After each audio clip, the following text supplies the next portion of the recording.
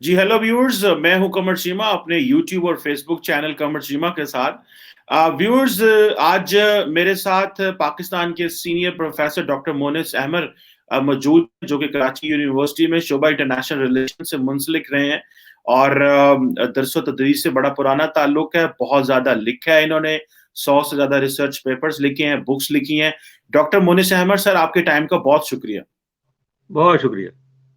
Viewers, मैं doctor साहब की मौजूदगी का फायदा उठाते हुए मैं जानना चाहता हूं कि आपको पता है कि आज जो है 14 दिसंबर है और आपको पता है कि 16 दिसंबर आने वाली है। तो पाकिस्तान के दो जो जो तकसीम हुई, जो पाकिस्तान की बांग्लादेश अलहदा बन गया, पाकिस्तान अलहदा बन गया, इसकी वजूहात क्या थी? फिर 1971 का जो वॉर था उसके बारे में भी थोड़ी डिस्कस करेंगे। फिर मुक्ति बईनी के बारे में डिस्कस करेंगे, रीजंस के बारे में डिस्कस करेंगे। तो डॉक्टर साहब, पहला सवाल मैं सर आपसे शुरू करता हूं। सर, आप क्या समझते हैं कि 1971 में जब ये पाकिस्तान और बांग्लादेश की अलहदगी हुई है, तो इसके पहले वजूहात क्या थी? किन वजूहात की बिना पे ये अलहदगी हुई? या बांग्लादेश जब बना तो वहां पे लोगों के अंदर क्या रिजेंटमेंट थी, गुस्सा क्या था, जो लोगों ने उस वक्त जो है वो पाकिस्तान का साथ न दिया यहाँ पे? जी। देखिए, बात यह है कि जो तहरीक पाकिस्तान थी, उसमें तो बंगाल के मुसलमानों ने बढ़ चढ़ के हिस्सा लिया था, जिसको वाज़ेह तौर पे शेख मुजीबुर रहमान ने अपनी जो उनकी ऑटोबायोग्राफी थी, the unfinished memoirs of Sheikh Mujibur Rahman, उसमें उन्होंने इसका बड़ी तफसील से जिक्र किया है कि बंगाल में मुस्लिम लीग जो थी वो एक हरावल दस्ता थी तहरीक पाकिस्तान में। और फिर हम बात करते हैं कि मुस्लिम लीग जो है वो बनी ढाका में 1906 में, पार्टीशन बंगाल के बाद। और फिर इसके अलावा ये भी हुआ कि जो क़यादत पाकिस्तान थी 23 मार्च की 1940 की, तो उसमें तो साफ लिखा हुआ था कि शमाल मशरक़ी और शमाल मगरबी जो बर सग़ीर का हिस्सा है, इलाका है, उसमें आज़ाद ममलिकतें जो हैं वो कायम की जाएंगी, यानी कि इंडिपेंडेंट स्टेट्स। और वो करारदाद जो थी वो मौलवी फजलुल हक ने वो पेश की थी, जो कि बंगाली थे, मुसलमान बंगाली थे।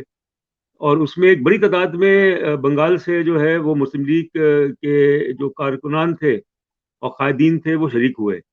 1946 में सेंट्रल वर्किंग कमेटी जो मुस्लिम लीग की थी, दिल्ली में उसका इजलास हुआ, उसमें उस करारदाद को में तरमीम कर दी और बजाय इंडिपेंडेंट स्टेट्स के नॉर्थ वेस्ट और नॉर्थ ईस्ट स्टेट का जो था वो किया गया, तब्दीली की गई। यानी दो ममालिक नहीं होंगे। और इस तरह से पाकिस्तान जो है वो 14 अगस्त 1947 को वजूद में आया। जो मशरकी बंगाल, जाहिर है कि जो आप पूछ रहे हैं कि असबाब क्या थे, उस पर तो घंटों बात हो सकती है। मगर जो मशरकी बंगाल वो इंतहाई पसमानदा, वो हर मैदान में पीछे, वहाँ पे जो इस्तेसाल था हिंदू बनियों का वो बहुत ज़्यादा। तो ये अच्छा, मगरबी पाकिस्तान जो है वो भी पसमानदा, उधर भी कबायली निज़ाम और जागीरदाराना निज़ाम जो है वो बड़ी शिद्दत के साथ। तो एक ऐसा मुल्क जिसको यूनिक स्टेट कहा जाता है, जो कि 1000 मील का जो है फासला, और दरमियान में भारत, जिसकी शुरू दिन से ये कोशिश थी कि वो किसी तरीके से पाकिस्तान को नुकसान पहुंचाए। तो बंगाल के जो मुसलमान थे, मशरकी बंगाल के, उन्होंने पाकिस्तान को कबूल किया, दिल से कबूल किया। तो फिर बात ये है कि सवाल ये है कि उनके जज्बात जो थे, वो मुख्तलिफ क्यों हुए वक्त के साथ साथ। जिस जनरेशन ने पाकिस्तान मूवमेंट में हिस्सा लिया था, और फिर उसके बाद जो दूसरी नस्ल जो जवान हो रही थी ईस्ट पाकिस्तान में, जब उसने ये देखा कि उनका इस्तेसाल किया जा रहा है, माशी इस्तेसाल, सियासी इस्तेसाल और एक्सप्लॉयटेशन और बेपनाह, वो बात तो बिल्कुल बिल्कुल सही है कि जिस तरीके से मगरबी पाकिस्तान में जो अशराफिया थी, जो यहाँ पे जो हुक्मरान थे, उन्होंने मशरकी बंगाल, या जो बाद में मशरकी पाकिस्तान जिसका नाम दिया गया, उस पर अपनी मर्जी थोपने की कोशिश की। और वो बात शुरू होती है जब जिन्ना ने, कासिम मोहम्मद जिन्ना ने दौरा किया मशरकी पाकिस्तान का, मार्च 1948 को। और ढाका यूनिवर्सिटी में जो कॉन्वोकेशन था, अब मुझे समझ में नहीं आई बात कि उन्होंने वहाँ पे क्यों इस चीज़ को मतलब मेंशन किया कि Urdu shall be the only national language of Pakistan. मेरे ख्याल में इसकी जरूरत ही नहीं थी। उस मजमे में जो कि यानी कि तलबा पे तालिब इल्मों पे मुश्तमिल था, और उनके सामने वो बात कही जा रही है, और वो तकरीर जो थी वो अंग्रेजी में थी। तो वहाँ पे फिर एक तरह से मुखालिफत देखने में आई, और शेख मुजीबुर रहमान जो कि उसमें मौजूद थे, उन्होंने खड़े होकर कहा कि ये हमें कबूल नहीं है।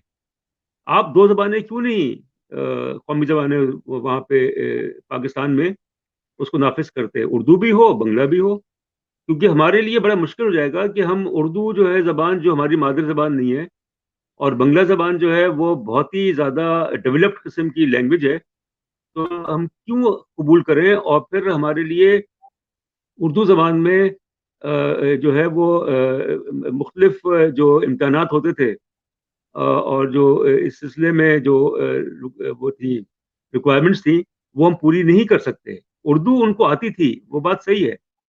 मशरक़ी बंगाल में टूटी-फूटी उर्दू जो है वो बोल लेते थे। मगर ये है कि उर्दू में इम्तिहान देना, उर्दू का कंपल्सरी पेपर, उसको पास करना, और फिर इस तरह से मतलब एक ज़बान, एक ऐसी ज़बान को मुसलत कर देना जो कि वहाँ के अवाम की मादरी ज़बान नहीं थी। तो वहाँ से झगड़ा शुरू होता है, और फिर बढ़ते-बढ़ते फिर 1952 में जो वाक़या हुआ 21 फरवरी को, कि वहाँ पे 3 तालिब इल्म जो हैं वो हलाक हुए, जो उन्होंने मुज़ाहरा किया था कि बंगला ज़बान जो है उसको भी उर्दू ज़बान के साथ-साथ। वो चीज़ रिज़ॉल्व हो गई थी, लैंग्वेज का इश्यू 1955 में, जबकि बंगला को भी उर्दू के साथ उसको मकाम दे दिया गया, मगर बहुत देर हो गई थी। The damage was caused, the damage was done.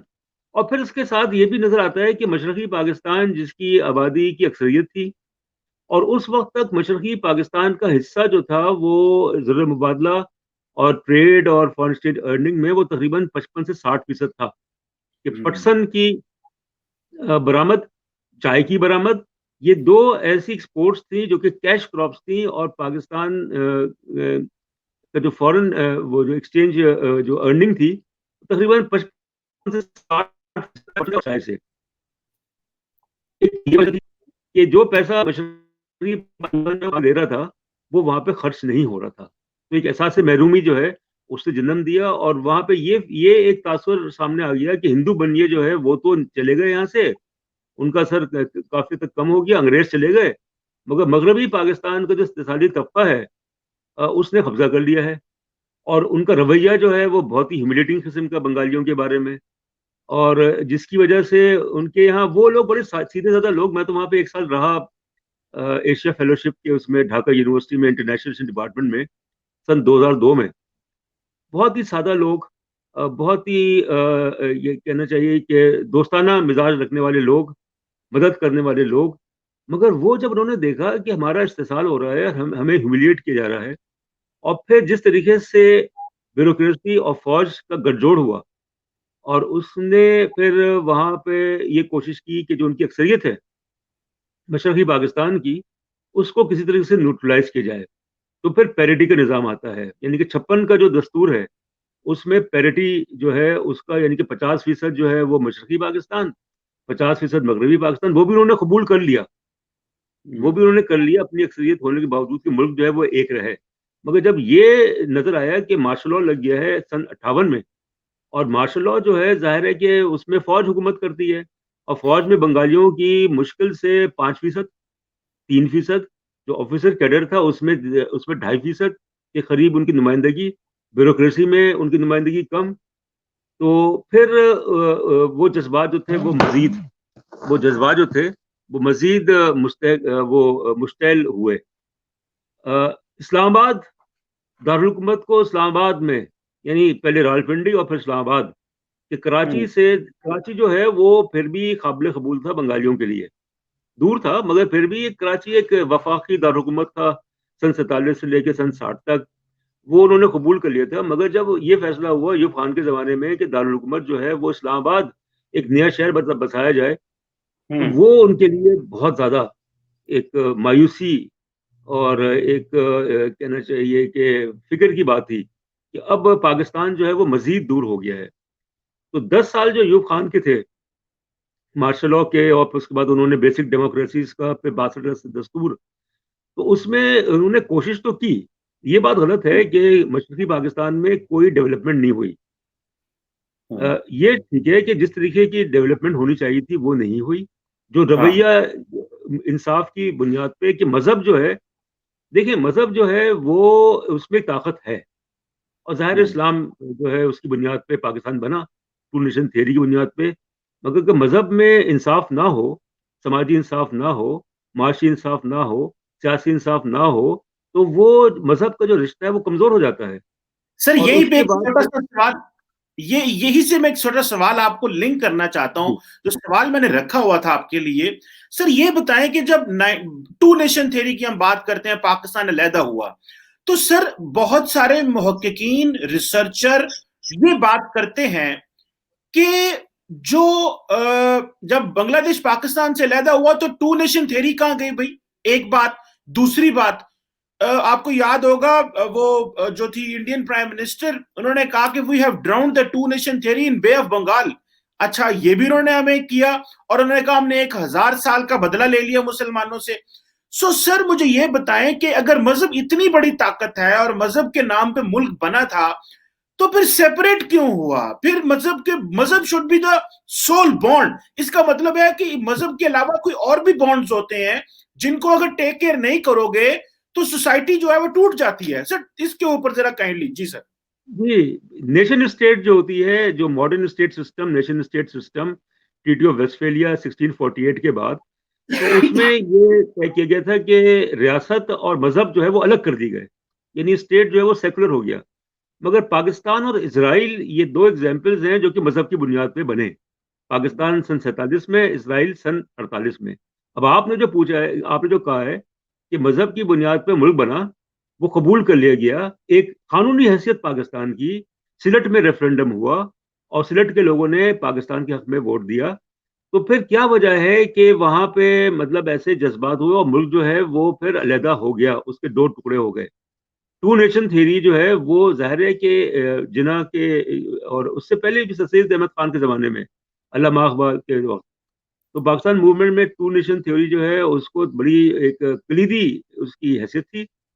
तो मैंने आपसे पहले अर्ज किया था कि सिर्फ मजहब की बुनियाद पे मुल्क नहीं बन सकते, कायम नहीं बन सकते, मगर कायम रखना उसको वो एक बहुत मुश्किल होता है।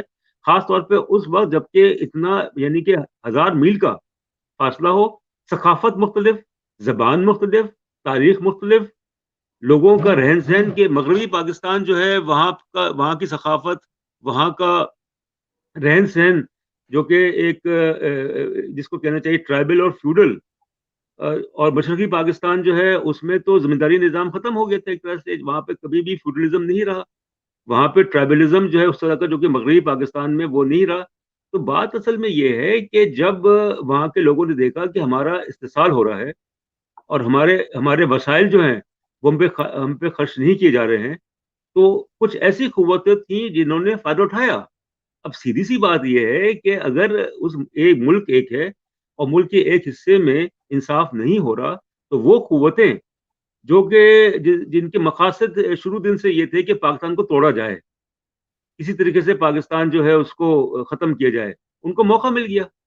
अब आगे आप आए तो इस्लामाबाद का जो कैपिटल जो बना, जो जब बन रहा था, तो वहां पे जब मशरकी पाकिस्तान के लोग जाते थे इस्लामाबाद में, और जाहिर है वहां पे चूंकि पब्लिक सर्वेंट्स भी थे और कई लोग थे, तो वो हैरान होते थे कि इतना जबरदस्त दारुल हुकूमत बन रहा है, इतनी डेवलपमेंट हो रही है, और हमारे यहाँ जो है वो भूख है, अफलास है, बेरोजगारी है, और हमें जो है हमारा हिस्सा नहीं मिल रहा। तो जो जज्बात उनके भड़के, वो तो जाहिर है कि जो जबान के मसले पे तो था ही, मगर जब मार्शल लग गया और फिर सियासी तौर पे उनको तनहा करने की कोशिश की गई कि फौज और ब्यूरोक्रेसी जो है वो मुल्क हुकूमत कर रही है, जिसमें बंगालियों की नुमाइंदगी जो है ना होने के बराबर, तो उन्होंने कहा कि भाई ये तो एक अजीब सी बात है कि एक इस्तेसाल करने वाला तबका चला गया, दूसरा आ गया, और रवैया भी खराब था। यानी ये तो डॉक्यूमेंटेड है कि मगरबी पाकिस्तान के जो ब्यूरोक्रेट्स वहां पे गए, मगरबी पाकिस्तान से जो लोग वहां पे हुकूमत करने गए, उनका रवैया, आप उनकी किताब पढ़ लें, हसन जहीर की किताब पढ़ लें, the separation of East Pakistan. जो हसन जहीर जो थे वो मशरकी पाकिस्तान में 2 दफा तैनात हुए, वो सिविल सर्विस से थे। यानी कि 50 की दिहाई में, और फिर 1971 में 50 की दिहाई में वो बताते हैं कि वहां के लोगों का रवैया इतना अच्छा था, पाकिस्तान से इतनी मोहब्बत करते थे, मगर जब 71 में गए तो नफरत उन्होंने देखी। यानी 20 साल में, 15-20 साल में ही तब्दीली आ गई। तो इस्लामाबाद में कैपिटल शिफ्ट होना, और फिर उसके बाद वहाँ 65 की जब जंग हुई, तो 65 की जंग में मशरकी पाकिस्तान जो है वो वल्नरेबल था, उसका कोई दिफा, वहां पे सिर्फ एक डिवीजन फोर्स थी, एक स्क्वाड्रन एयरफोर्स थी। तो भारत ने चालाकी ये की, अब आप ये देखें कि ये होती है हिकमत अमली, कि जंग जो है वो मगरबी महाज पे हुई, मशरकी पाकिस्तान पे उन्होंने हमला नहीं किया। वो कर सकते थे, मशरकी पाकिस्तान को 65 की जंग में भारत 2 दिन में फतह कर लेता, मगर उन्होंने इसलिए नहीं किया कि अगर वो हमला करते मशरकी पाकिस्तान पे तो वहां के मकामी लोग मुखालिफ हो जाते भारत के, तो उन्होंने उसको टच नहीं किया। मगर रही सी कसर पूरी कर दी जब यहां से ये कहा गया कि चीन ने पाकिस्तान की मदद की, कम्युनिस्ट चाइना ने, और मशरकी पाकिस्तान को चीन ने बताया बचाया, इसलिए बचाया कि चीन ने धमकी दी थी भारत को कि अगर उसने हमला किया तो फिर वो भारत और चीन की जंग जो है वो हो सकती है। तो ये कहा गया कि अगर हमें अपना दिफा करना ही था तो हम चीन के साथ अपना करते, तो हमें मगरबी पाकिस्तान की जरूरत क्या थी। और ये एक एक थ्योरी थी कि ये थ्योरी थी कि the defence of East Pakistan lies in West Pakistan, कि अगर मशरकी पाकिस्तान पे जारियत होती है तो मगरबी पाकिस्तान से जो है भारत के खिलाफ जो है, तो ये भी एक अजीब चीज थी। तो 65 की जंग तो होनी नहीं चाहिए थी। 65 की जंग जो है उससे मुल्क टूटने की बुनियादें जो थी वो मजबूत हुई, और वो इस तरह से मजबूत हुई कि सन 66 में शेख मुजीबुर रहमान लाहौर तशरीफ लाए, क्योंकि अपोजिशन का जलसा था, ताशकंद जो डिक्लेरेशन था उसके खिलाफ और अयूब खान के खिलाफ, कि कश्मीर को भेज दिया गया, ये हुआ वो हुआ। तो अवामी लीग से शेख मुजीबुर रहमान जो थे वो लाहौर तशरीफ लाए, ये बात है सन 66 जून की के आसपास। और वहां पे उन्होंने अपोजिशन की का जो जलसा था या जो मीटिंग थी, उसमें अपने 6 नुकात पेश किए, 6 पॉइंट्स। और वो 6 नुकात जो है उन्होंने उन्होंने कहा भाई कि देखें, अगर आपको मुल्क को मुत्तहद रखना है तो सूबे जो हैं वो खुद मुख्तार होने चाहिए, सूबों के पास इख्तियार हो, जमहूरियत का निज़ाम हो। तो मगरबी पाकिस्तान की सियासी जमातें थी वो शशोपंश का शिकार हो गई, उन्होंने हिमायत नहीं की 6 नुकात की। फिर उन्हीं 6 नुकात को लेके शेख मुजीबुर रहमान मशरकी पाकिस्तान गए, और फिर उसके बाद से अगरतला साजिश केस और जो बाकी चीजें हैं, तो एक लंबी कहानी है कि मुझे तो हैरत है कि 24 साल जो है वो ये मुल्क मुत्तहद कैसे रह गया। कैसे रहे? खासतौर पे उस वक्त जबकि इतना फर्क, इतनी ज्यादा, मगर जाहिर है कि एक बुनियाद थी, मजहब की बुनियाद पे मुल्क बना था। तो अगर यहाँ का हुक्मरान तबका जो है वो इंसाफ से काम लेता, अकल से काम लेता, समझदारी से काम लेता, तो फिर और फिर उसकी ये तरजीह होती कि जो तरक्की है वो पाकिस्तान के तमाम सूबों में हो, ओ, मशरकी पाकिस्तान में भी हो, मगरबी पाकिस्तान में भी हो।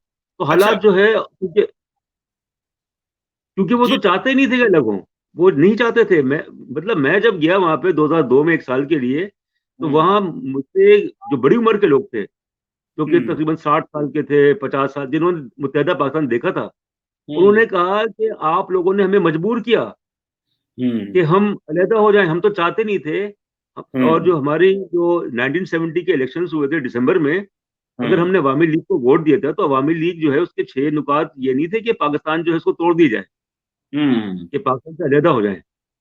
बिल्कुल सही है डॉक्टर साहब। इसमें एक चीज तो ये हिस्सा, इसका एक हिस्सा तो ये है कि जारी बात है कि पाकिस्तान ने उस तरह वो जो मुसावी किरदार था वो इख्तियार ना किया, और जिस तरह इस्लामाबाद डेवलप हो रहा था या जो ग्रोथ यहाँ हो रही थी वहां पे ना मिली, तो जो इस्तेसाल उन्होंने महसूस किया, तो एक इन्वायरमेंट माहौल बना वहां पे। लेकिन मैं आपको पता है कि पाकिस्तान में जब हम बांग्लादेश का बात करते हैं, उसकी सेपरेशन की बात करते हैं, और तो भारत का किरदार जरूर आता है। तो डॉक्टर साहब हमें ये बताइएगा कि भारत का इसमें क्या किरदार था। और जारी बात था, और उन्होंने फिर पता है बड़ा बढ़ा चढ़ा के भी चीजों को पेश किया जी, वहां पे रेप होते रहे, हमने बंदे बड़े मार दिए, और पता नहीं कोई जेनोसाइड होना शुरू हो गया। जरा इसके हवाले, भारत के हवाले से जरा काइंडली मेरे व्यूअर्स को जरूर बताइएगा सर। इसमें वो जो किताब है बांग्लादेश लिबरेशन एंड बियॉन्ड, जो कि हम्म। एम्बेसडर जेन डिक्सिट की, जेन डिक्सट जो है वो भारत के बड़े पुराने सिफारतकार, हम्म, और 71 की जंग के बाद ही was posted as as India's first envoy in the embassy, in the high commission hmm, in Dhaka. तो जेन डिक्सट ने अपनी किताब में खुद लिखा है कि जब ये बहरान जो है वो पैदा हुआ, 71 का बहरान पैदा हुआ, तो उनको एक अपॉर्चुनिटी मिल गई। देखें, अगर देखिए बात ये है कि वो तो चाह रहे थे। मैंने आपको मिसाल दी कि 65 की जंग में उन्होंने मशरकी पाकिस्तान पे हमला क्यों नहीं किया। इसलिए हम्म, नहीं किया कि तो वो करते तो वहां के मकामी लोग जो थे वो भारत के खिलाफ हो जाते, कि वो जारहियत की भारत ने उनको उनको उन पे हमला कर दिया, वहां पे ये हुआ वो हुआ, तो वो उन्होंने अवॉइड किया। मगर जब उनको अपॉर्चुनिटी मिली 70 के इलेक्शंस के जब हो गए, दिसंबर 70 में इलेक्शंस हुए, और उसमें ये अवामी लीग जो है वो एक अक्सरियती पार्टी के तौर पे सामने आई। और सीधी सी हम्म, बात यह है कि बंगाली नेशनलिज्म जो है, हम्म, जिसको हम बात करते हैं बंगाली नेशनलिज्म, वो एक हकीकत बन चुका था। हम्म, और उसकी वजह से भारत ने, ये भी हमें देखना है कि भारत में कि बांग्लादेश में तकरीबन 20-25% आबादी जो है, 20% हम्म, आबादी वो हिंदुओं की थी। वो भी बांग्लादेश, वो भी ईस्ट पाकिस्तान के थे, वो भी पाकिस्तानी थे। हम्म, मगर जैसे मगरबी पाकिस्तान में हुआ कि हम्म, पंजाब से जब वो कत्लेआम हुआ सिखों का, मुसलमानों का, हिंदुओं का, तो ये हुआ कि मशरकी पंजाब में मुसलमानों को सफाया हो गया, मगरबी पाकिस्तान में हिंदू, और मगरबी पंजाब में हिंदू और सिखों का सफाया हो गया। तो एक टोटल हमें माइग्रेशन नजर आती है, खास तौर पे पंजाब में, पंजाब और एनडब्ल्यूएफपी, कि वो लोग फिर भारत हिजरत कर ली। सिंध से इतने नहीं गए, सिंध से भी हिंदू गए भारत में पार्टीशन के बाद। ईस्ट पाकिस्तान में ये हुआ कि जब पाकिस्तान बना, तो जो हिंदू माइग्रेशन थी इंडिया के लिए, वो इतनी नहीं हुई, वो वहीं रहे। और हम्म, फिर जाहिर है कि वो हिंदू जो तबका था वो पढ़ा लिखा था, हम्म, वो इन्फ्लुएंशियल था। उसका असर रसूख जो है वो मशरकी पाकिस्तान में, मगरबी मशरकी बंगाल और फिर मशरकी पाकिस्तान में बहुत ज़्यादा था।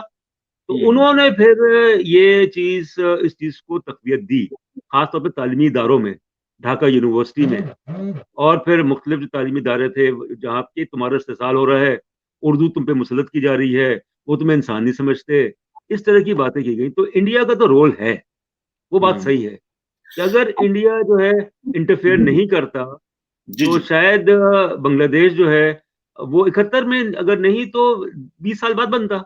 मगर जितनी जल्दी वो 9 महीने के अरसे में बांग्लादेश बन गया फौजी ऑपरेशन के बाद, और इंडिया ने जिस तरीके से वहां पे एक महाज खोला, मुक्ति बाहिनी को जो है ट्रेन किया, वो सब चीजें हैं, वो मानते हैं इस चीज को। और ये बात तो शेख हसीना और नरेंद्र मोदी जब ढाका गए थे, तो हम्म, उन्होंने कहा भाई कि हमने तो आपकी खुल की मदद की। मगर हम्म, उसमें एक पहलू और भी है, जो वहाँ हम्म, के बांग्लादेशी जो है वो कहते हैं कि हम्म, अच्छा ही होता कि अगर हम हम्म, भारत से मदद नहीं मांगते, कुछ हम्म, देर इंतजार कर लेते, कुछ देर हम्म, इंतजार कर लेते, ताकि भारत हम पे हम एहसान नहीं जताता। भारत हम्म, एहसान जताता है कि हमारे हाँ, बगैर तो तुम, हम हमारे बगैर तो तुम मुल्क बन ही नहीं सकते। और हाँ, भारत का सरसूख बांग्लादेश में इतना है कि मैं जब उस वक्त गया था, तो हम्म, जितने उनके जैसे आप देख लें, राजशाही को, सिलट को, कोमिला को, मैं इन तमाम जगहों पे गया, इंडिया के बॉर्डर के पास गया, तो जो वहां से तिजारत आ रही थी, जो हो रही थी, जो सामान आ हम्म, रहा था, वो बांग्लादेश से नहीं जा रहा था। तो बांग्लादेश की इकोनॉमी जो है उसको भारत ने अपने कब्जे में किया, वहां के हम्म, लोगों को जो है वो एक तरह से बांग्लादेश बनने के बाद। मगर मैं आपसे यस कर रहा हूँ कि भारत का उसमें किरदार था, 100% था।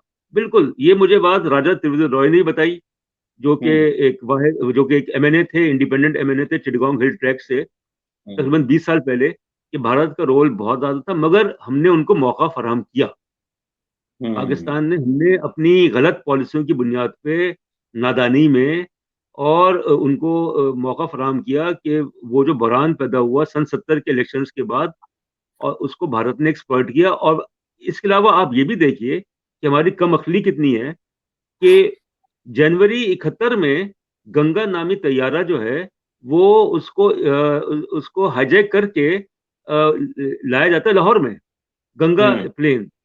हमारे जो ये जुल्फकार अली भुट्टो साहब थे, वो एयरपोर्ट पहुंच गए, और हम्म। उन्होंने कहा, शाबाशी दी कि भाई जो कश्मीरी जो हाईजैकर्स थे, आपने बड़ा अच्छा काम किया कि जहाज जो है भारत का, गंगा जहाज, उसको हाईजैक कर लिया और हम आपकी हम्म। हिमायत करते हैं। और जब उन्होंने उस जहाज को उड़ा दिया बारूद से, तो पता ही चला कि वो तो रॉक एजेंट्स थे। भारत ने उनको इस्तेमाल किया था। जब मुकदमा चला हाईजैकर्स के खिलाफ, तो उसमें साफ जाहिर हो गया कि वो तो रॉक एजेंट्स थे। और पाकिस्तान उस ट्रैप में आ गया, और उसकी बुनियाद पे भारत ने अपनी फजाई हदूद जो है वो पाकिस्तानी पीआईए के लिए बंद कर दी। एक हम्म। लिंक था पाकिस्तान का, ईस्ट पाकिस्तान से वेस्ट पाकिस्तान का, 3 घंटे। यानी कि लाहौर से जो फ्लाइट जाती थी ढाका को, कराची से जाती थी, 2 हफ्ते में तकरीबन 20-25 फ्लाइट्स होती थी। और हम्म। आपको हैरत होगी हम्म। कि उस वक्त जो किराया था, सत्तर हम्म। इकहत्तर में, कराची और ढाका का, या लाहौर और ढाका का एक तरफा किराया वो 250 रुपये था।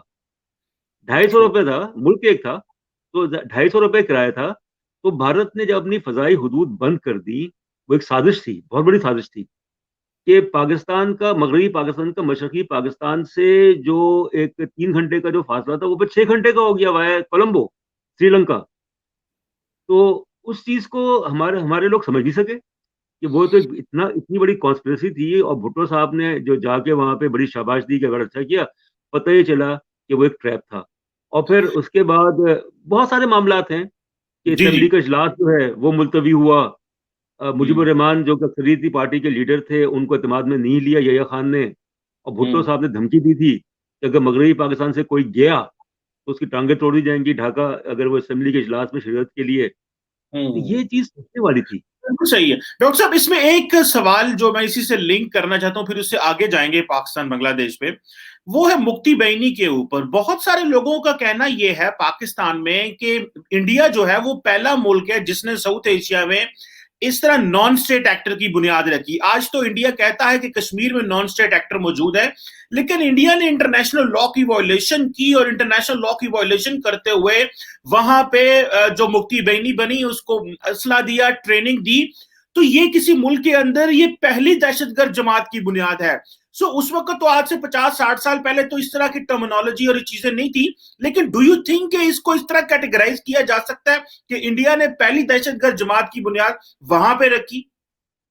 देखें, दहशतगर्द हमारे नजदीक तो आप कह सकते हैं वो दहशतगर्द थे, मगर बांग्लादेश जो है, मुक्ति बाहिनी का, मुक्ति का मतलब होता है फ्रीडम। बंगला में मुक्ति का मतलब होता है फ्रीडम, बाहिनी का मतलब होता है फौज, यानी फ्रीडम फाइटर्स, उनको फ्रीडम फाइटर्स। और उनका कहना यह था कि हमारे मतलब जो मशरकी पाकिस्तान में जब फौजी ऑपरेशन हुआ, जो उनका वर्जन है, जिसको कि डॉक्यूमेंट भी किया गया, और उसमें जो तशद्दुद हुआ, उसमें जो ज्यादतियां की गई, तो हमें तो हथियार उठाने थे। बंगाली वो कौम जिसके बारे में ये कहा गया था, टिक्का खान ने कहा था कि भाई हमें जमीन चाहिए, हमें अवाम नहीं चाहिए। We want land, we don't want people.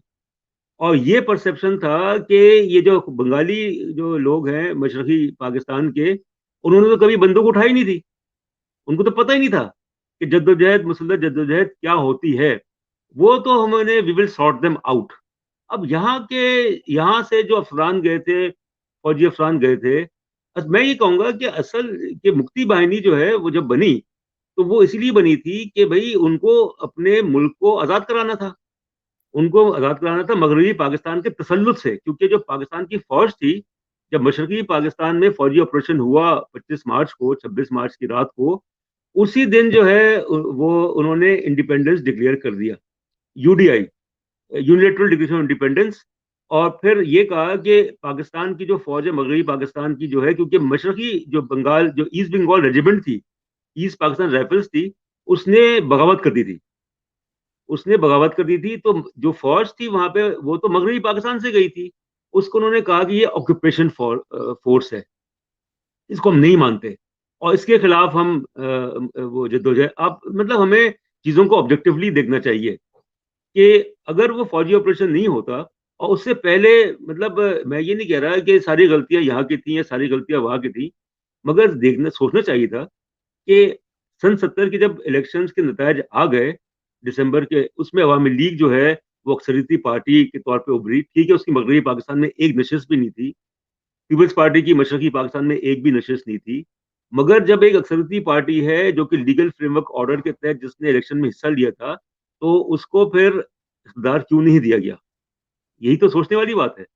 उसको पावर क्यों नहीं ट्रांसफर? क्योंकि फौजी हुक्मरान और इसके अलावा पीपल्स पार्टी, उनका गठजोड़, भुट्टो का जनरल्स के साथ गठजोड़, मुल्क एक था और फिर भुट्टो साहब की ख्वाहिश थी कि वो भी बने। तो ये कैसे हम्म। हो सकता था कि मुल्क एक हो और दो प्राइम मिनिस्टर्स हो? तो जब भुट्टो साहब ने मुजीबुर रहमान साहब से कहा कि भाई कि आप मुझे भी तो कुछ दें, मेरे पास भी तो 81 नशिस्तें हैं, तो उन्होंने कहा, तंजिया कहा या मजाक में कहा that you will be the leader of minority party, opposition party, उसके आप होंगे।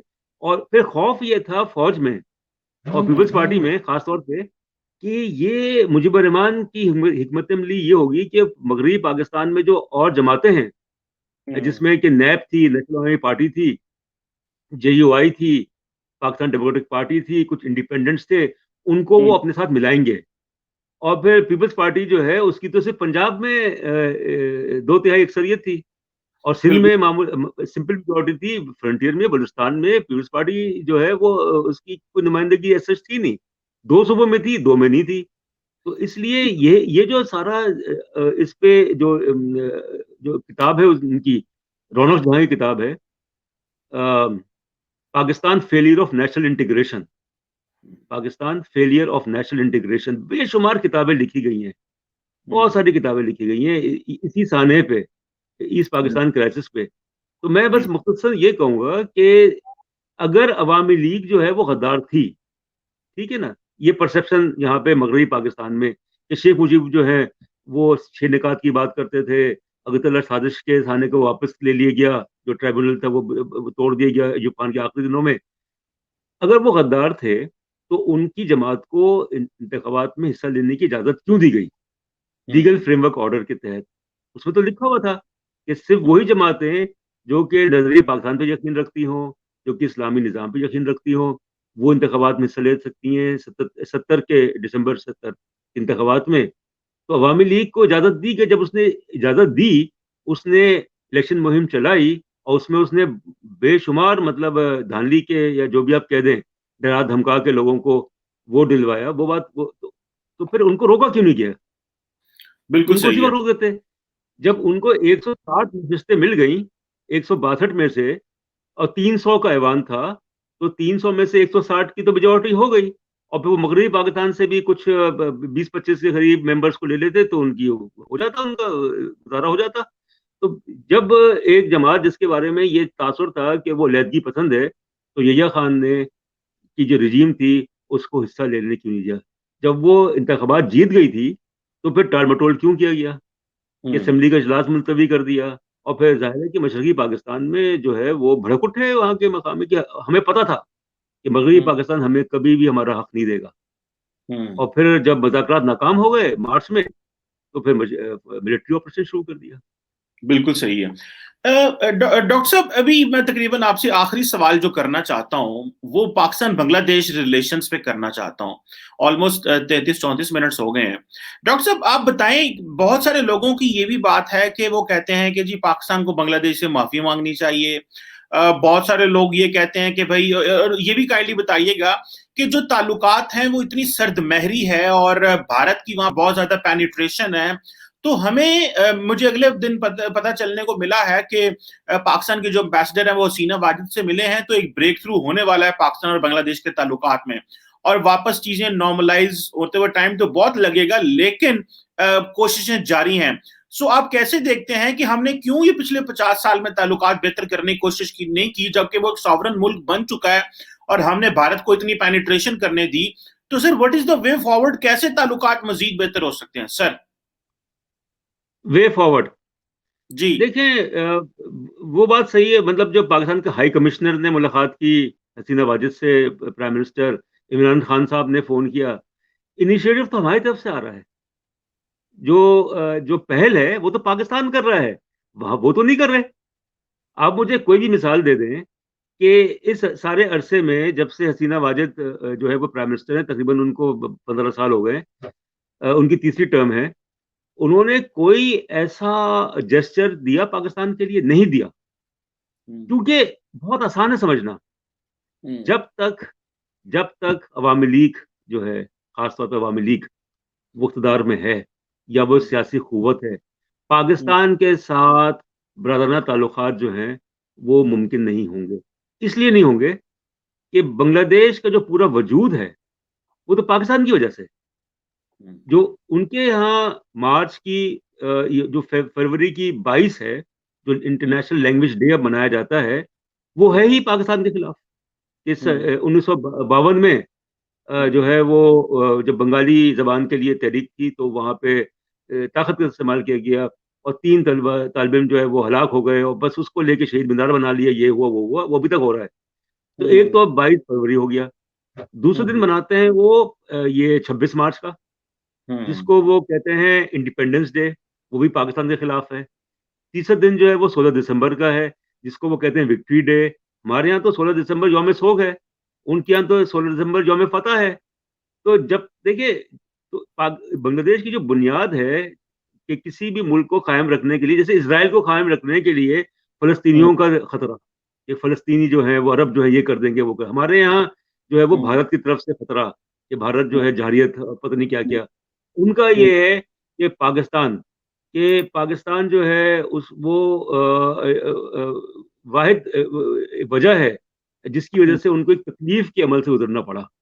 71 की जो वाक़यात हैं। तो मैंने तो पूरा उनका विज़िट किया है। आप बांग्लादेश के किसी भी आप शहर में चले जाएँ, किसी भी शहर में, वहाँ पे आपको नेशनल लिबरेशन म्यूज़ियम्स नज़र आएँगे, म्यूज़ियम्स। उन्होंने उस चीज़ को डॉक्यूमेंट कर दिया है, कि जो उनकी आज़ादी की जंग थी, उसमें जिस तरीके से हालात हुए, यानी जब मैं जेसोर गया, जेसोर जब मैं गया तो मैंने उससे कहा रिक्शे वाले से, भई कि ज़रा मुझे घुमाओ शहर को। तो मेरी एक नज़र पड़ी, एक बोर्ड था नेशनल लिबरेशन म्यूज़ियम। तो मैंने रुकवाया रिक्शा, साइकिल रिक्शा था, और फिर मैंने म्यूज़ियम देखा। उसके अंदर वही था कि पाकिस्तानी फ़ौज के मज़ालिम, पाकिस्तानी फ़ौज ने ये कर दिया, वो कर दिया। ढाका में जो बेशुमार इस तरह के म्यूज़ियम्स हैं, हर शहर में, क्योंकि 9 महीने का अरसा जो था, उसमें तो यही होता रहा। हम तो ये कहते हैं कि भई गैर बंगाली जो थे, उनको उन्होंने, जो गैर बंगाली थे, उनको उन्होंने निशाना बनाया, उनकी जायदादों को लूटा, जो कि सही भी है, बिल्कुल सही है, कि अवामी लीग जो थे, जो उनका जो मिलिटेंट विंग था, उसने कत्लेआम किया गैर बंगालियों का, उर्दू बोलने वालों का, मगरबी पाकिस्तान वालों का, वो बात बिल्कुल सही है। मगर बात ये है कि जो एक फ़ौज होती है, वो एक नेशनल आर्मी होती है। जब नेशनल आर्मी जो है वो किसी मुल्क के हिस्से में मिलिट्री ऑपरेशन करे, और ये तो हमारे वज़ीर-ए-आज़म साहब भी कहते हैं कि अगर मिलिट्री ऑपरेशन होगा तो इंसानी हकूक की खिलाफ-वर्ज़ियाँ होंगी, ह्यूमन राइट्स की वायलेशंस होंगी, जो कि उन्होंने एग्ज़ाम्पल दी फाटा की। तो जब वहाँ पे मिलिट्री ऑपरेशन हुआ और जो नफ़रत थी मगरबी पाकिस्तान से जो फ़ौजी गए थे, जो वहाँ पे पोस्टेड थे, मकामी लोगों के लिए, बंगाली लोगों के लिए, और नफ़रत इसलिए भी थी कि पहली मार्च से लेके 25 मार्च 71 अवामी लीग ने और उनके जो भी सपोर्टेड वो थे, उन्होंने राशन और सब चीज़ें बंद कर दी थी, कैंटोनमेंट्स की। जो कैंटोनमेंट्स थे, उसमें कोई भी आपको जो ताज़ा ग़िज़ा है, वो नहीं पहुँच रही थी। तो उनके अंदर एक गुस्सा था। फिर वहाँ पे जो गैर बंगाली थे, उनको उन्होंने निशाना बनाया अवामी लीग वालों ने, वो भी गुस्सा था। तो जब मिलिट्री ऑपरेशन हुआ तो ये तो किताबों में लिखा हुआ है। अब नियाज़ी ने अपनी किताब में खुद लिखा है the betrayal of East Pakistan, कि जो 25-26 मार्च को जो मिलिट्री ऑपरेशन हुआ, तो वो लगता था कि हिलाको खान और चंगेज़ खान जो है, उससे भी बढ़ के भी था। हालाँकि ऐसा भी नहीं था, मगर वो चीज़ जो थी उसको फिर भारत ने एक्सप्लॉइट किया। उसको एक्सप्लॉइट किया, वहाँ के जो बंगाली नेशनल और अवामी लीग का मकसद ही यही है कि पाकिस्तान का जो है उसको कायम रखा जाए। जो पाकिस्तान फोबिया, एंटी पाकिस्तान, पाकिस्तान से नफ़रत, और जो नफ़रत थी वो तो असल में था पंजाब और बंगाल का मामला। जो बंगाल और पंजाब के दरमियान, क्योंकि बंगाल की आबादी भी ज़्यादा थी ईस्ट पाकिस्तान की, पंजाब ज़्यादा रिसोर्सफुल, ब्यूरोक्रेसी में, फ़ौज में, और तो इसलिए तो जो कॉन्फ्लिक्ट था वो तो था पंजाब और बंगाल का। कॉन्फ्लिक्ट जो है वो सिंध, बलूचिस्तान और केपी वहाँ पे तो जो मिलिट्री ऑपरेशन हुआ, तो उसमें जो पाकिस्तानी फ़ौज के का जो पश्तून एलिमेंट था, दो ही हम्म थे बड़े, एक तो पंजाबी थे, एक पठान थे। तो जो हम्म पश्तून रेजिमेंट था वो इंडिफरेंट था, हम्म उसको दिलचस्पी नहीं थी वहां पे। मगर जो था, सारा जो अमल दखल था, जो हम्म पंजाबी जो पंजाब रेजिमेंट थी, आज़ाद कश्मीर रेजिमेंट थी, इवन बलोच रेजिमेंट थी वहां पे, उसमें जो पंजाबी अफसरान थे और जवान थे, वो इतने नफरत उनको, आप उनकी किताब पढ़ लें, इकराम सहगल की किताब पढ़ लें, हम्म एस्केप फ्रॉम द ओब्लिवियन, उसमें लिखा हुआ है कि जो नफरत थी पंजाबी जो फौजी और जो अफसरान की हम्म बंगालियों के खिलाफ, वो बहुत ज्यादा थी। और वो हम्म उन्होंने एक्सप्रेस किया ताकत का इस्तेमाल करके। और जब उन्होंने किया तो फिर वहां पे जो लोग थे वो उठ खड़े हुए और उनकी मदद की भारत ने, उनको तरबियत दी। और उसमें आखिरी बात मैं ये कहूंगा कि जो पाकिस्तान आर्मी थी, उसमें उस वक्त तक, जैसे यहिया खान की जो स्पीच थी जुलाई 1969 की, जिसमें उन्होंने कहा कि जो नाइंसाफी हुई थी मशरकी पाकिस्तान के साथ, मैं उसकी तलाफी करना चाहता हूँ। तो फौज में उनका कोटा डबल कर दिया मशरकी पाकिस्तान के। और फौज में जो एक कंडीशन थी कि जो आपका जो छाती है वो 36 इंच की हो या पता नहीं कितनी, वो उन्होंने रिड्यूस कर दी, क्योंकि उसमें बंगाली पूरे नहीं उतरते थे। तो उनको कंसेशंस दी कि फौज में और ब्यूरोक्रेसी में। तो 71 तक ये था कि अच्छे खासे अफसरान जो थे और जवान जो थे वो मशरकी पाकिस्तान से, ये जो बंगाली थे वो पाकिस्तानी फौज में आ चुके थे। उन्होंने बगावत कर दी। जब उन्होंने बगावत कर दी, ईस्ट बंगाल रेजिमेंट ने, ईस्ट पाकिस्तान राइफल ने, तो फिर जाहिर है कि पाकिस्तान आर्मी जो थी वो नेशनल आर्मी नहीं रही। हाँ और वो जो लोग थे जो ट्रेन थे पाकिस्तान आर्मी से, जैसे मेजर जियाउर रहमान, जो कि बाद हम्म में वो बांग्लादेश के सदर बने, आपके हम्म उस्मानी जनरल उस्मानी, जो कि हम्म बाद में जनरल थे, वो कर्नल से रिटायर हुए थे। तो हम्म उन्होंने फिर ट्रेन किया, क्योंकि वो हम्म ट्रेन हुए थे पाकिस्तान आर्मी से। हम्म उन्होंने ट्रेन किया मुक्ति बाहिनी को।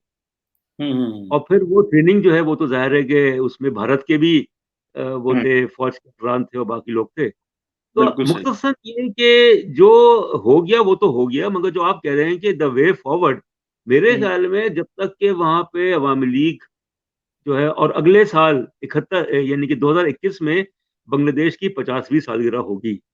ये हम्म भी देख लें आप, 50 ईयर्स ऑफ बांग्लादेश। हम्म बांग्लादेश कहाँ खड़ा है, हम कहाँ खड़े हैं, वो अलग बात है। मगर असल हम्म चीज ये है कि वो अब उन्होंने ये कहा कि हम दिखाएंगे पाकिस्तान को, हमारे बारे हम्म में जो कहा जाता था कि ये सुस्त हैं, ये काहिल हैं, ये कुछ नहीं कर सकते, ये लाइबिलिटी हैं, ये बोझ है हमारे लिए, वहां सैलाब आते हैं, ये होता है वो होता है, हम उनको करके दिखाएंगे कि हम बेहतर हैं। और हम हम्म पाकिस्तान को उस तरह से शिकस्त दे सकते हैं कि हम्म अपनी हमारी इकोनॉमिक परफॉर्मेंस है, हमारी हम्म जो कामयाबियां हैं, वो पाकिस्तान से ज्यादा हैं बकौल उनके।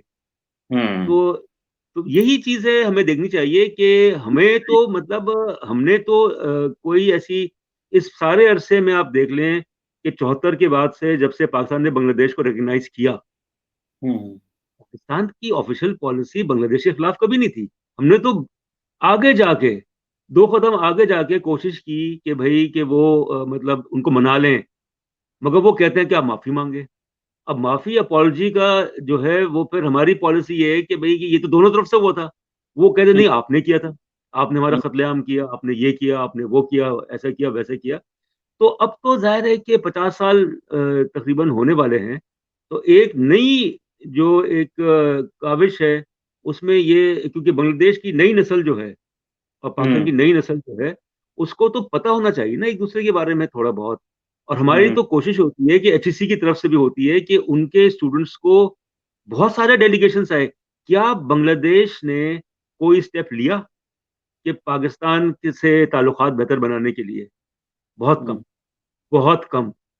मेरे हम्म ख्याल में गिनती के कुछ ऐसे इनिशिएटिव्स थे जो उनकी, ज्यादातर इनिशिएटिव्स जो हैं वो पाकिस्तान से लिए गए, यहाँ से गुडविल, यहाँ से जेस्चर, मगर वो उसका जवाब नहीं देते, हम्म वो रेसिप्रोकेट नहीं करते। तो ये हम्म तो मतलब मैं जब वहां पे था 1 साल तक, तो मैंने यही महसूस किया कि हमारी तरफ से तो बड़ी मतलब एक खुले दिल के साथ कोशिश होती है कि जो माजी है उसको किसी तरह से भुला के हम आगे हम्म बढ़ें, क्योंकि जाहिर है कि एक जनूबी एशिया के अपने मसाइल हैं और फिर बाकी चीजें हैं, और एक हम्म मुस्लिम मुल्क है।